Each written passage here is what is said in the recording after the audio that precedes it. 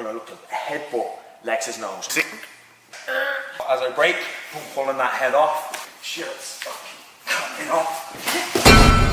What's up guys, and welcome to a brand new series. If you've been following me recently, you'll know I'm getting back into that fight life, that's fight training style, where we're bringing back that functionality, explosiveness, and still building muscle and a good physique. But I thought, if we're going to take all this information and put it into a gym, isn't there a real life way we can use this? And there is, that we're able to adapt some of this to self-defense. So I'm bringing in a co-host for this series. Welcome to the little screen, Scott Harvey.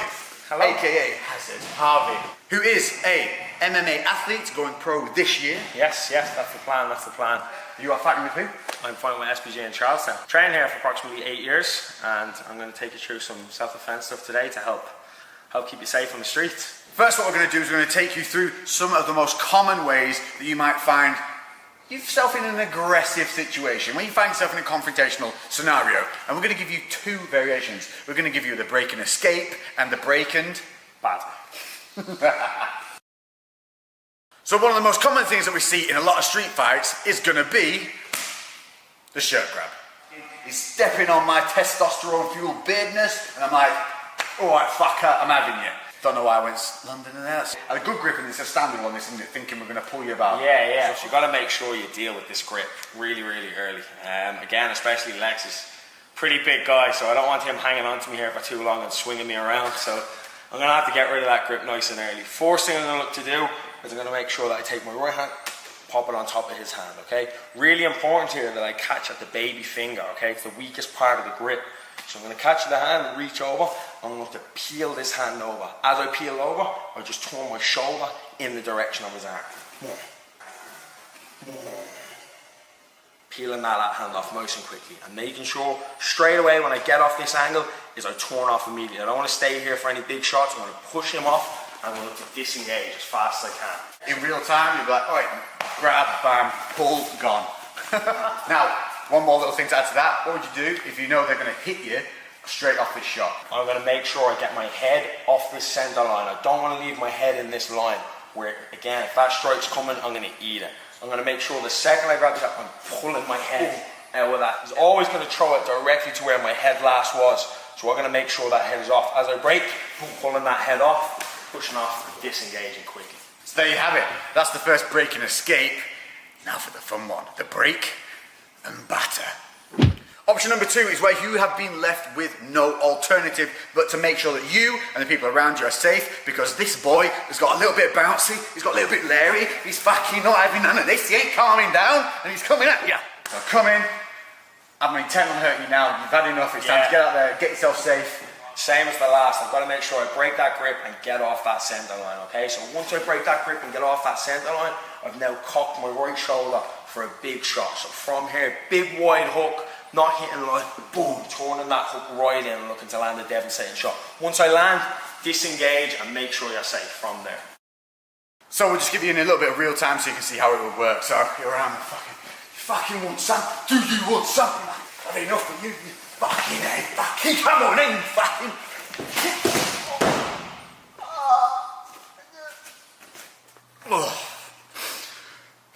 Okay, so common thing number two would be what is commonly seen. Your fucking throat grab. So we've seen it, we've all seen it, they've come in and they've grabbed your throat. And immediately a lot of people here will panic, you'll just see them pull this face. What's your solution? So yeah, you're going to find a lot of work trying to reach in at that wrist and trying to fight at the hand here. It's an awful lot of work. We need to get out of here quick. We can't afford to be panicking around and flapping. Immediately, right hand comes over at the crook of the elbow, left hand supports, I'm going to snap down and step back at the same time.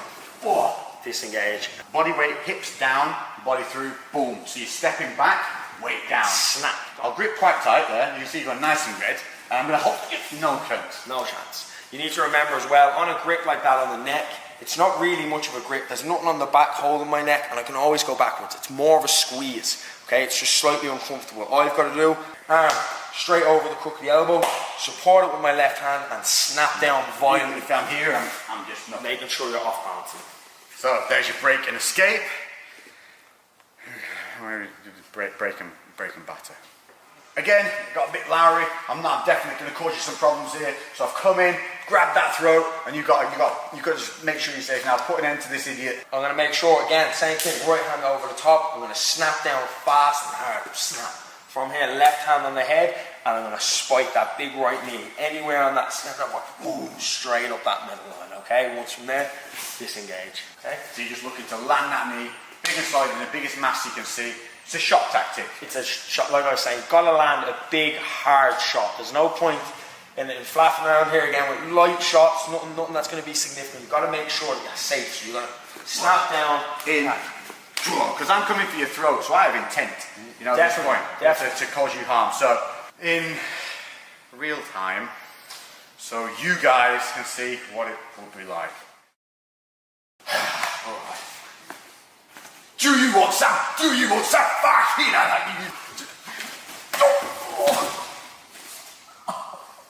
It's good. Yeah. Okay.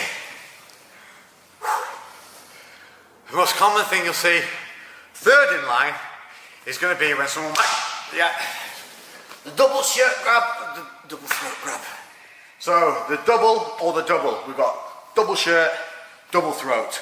Now we're going to show you it from the double throat because this is the most confrontational side of it. Here, we're a little bit safer, we're not actually having any physical harm at this point. If there's hands on the throat, it's a little bit immediate danger. Yeah. Most definitely trying to get out of here, okay? So the second they've got those two hands on the neck, it's going to be very hard to fight two hands at once. Yeah, I've got a good grip now. There is more of a grip on this. Yeah, definitely. And if he's big, he's going to crush our neck here pretty quickly, okay? So we've got to make sure that I bring both my hands on the inside to widen this grip. It's strong when it's together. Bringing it in and punching those hands in. From here, I'm going to push on Lex's chest, but as I push, he's going to go back. I have to make sure that I slide back as well, okay? So I don't want to stay here and punch in and try to push him and he stays there. He's solid. I'm going to make sure, punch in and push out as well. So that's the, you know, nice break and escape. Breaking bad. So in. So he's got to put it down again. He's got a bit lowery. He's come at you. Same thing. Punching inside, breaking that grip, okay? From here, we're going to take a double tie clinch. Two hands on the neck, okay? From here, I'm gonna look to headbutt Lex's nose. I'm making sure that I headbutt with this top part, that comb over part of my hair, lowering myself, driving straight into the nose. I pull his head onto the headbutt, driving it, okay? Little things to note on that tie clinch. As you come around the back of the head, you're going to have one hand on the back, the other one's going to wrap over and on the top of that, and you're going to push your elbows into their chest. That gives you that real leverage, and you're really doing very little work at that point, so it's really pulling that head in. What we don't want to see is when we've got that clinch, is a wind up, and then come back in, because during that wind up, one, we're losing that tension we have here, where we've got control, and two, I'm opening myself up for that. Boom. So, in real time, what it would look like.